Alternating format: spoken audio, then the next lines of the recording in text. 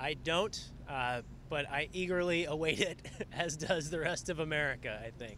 Now, 60 Minutes, to my understanding, has said the agreement was that that video would be held only for archival purposes. Is the president essentially breaking that agreement? If so, why would he do I don't have visibility into what may or may not have been agreed to, but the important issue here is fairness, that his answers are accurately and fulsomely reported to the American people, that there's no deceptive editing and accountability. So I think that's what this is about, but I don't have information on any kind of private conversations beforehand that you might be referring to. that? On the issue of Russia and Iran meddling in the U.S. election, Yeah. there's been some question raised up on the Hill about the CNI's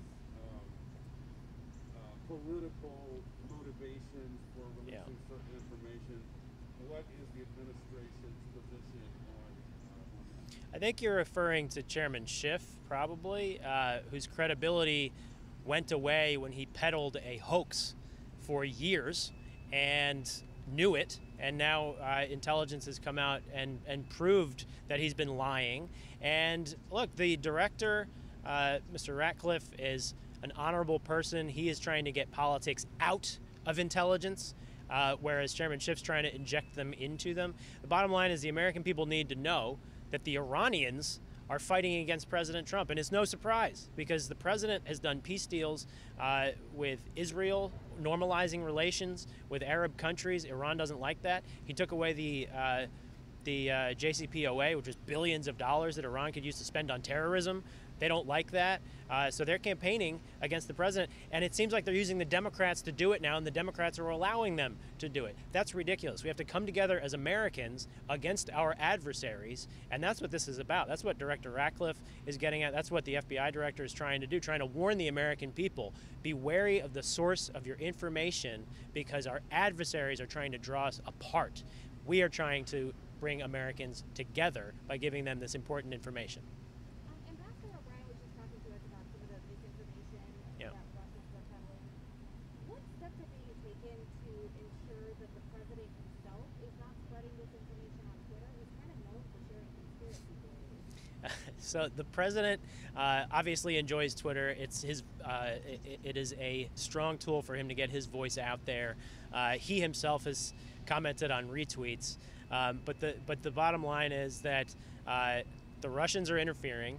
Our intelligence community has now warned the American people of that. They are trying to sow chaos. We can't allow them to do that. The president is always going to give his opinion, his unvarnished view on issues. That's why he is so vocal. That's why he does have such a strong social media following, and he'll continue to speak directly on his views and his opinions. Did the president order that news conference last night? So the president had directed the intelligence community and law enforcement and the military to make sure our elections are secure. There was a tremendous amount of funding appropriated for that purpose. We have some of the brightest minds in the world addressing this issue.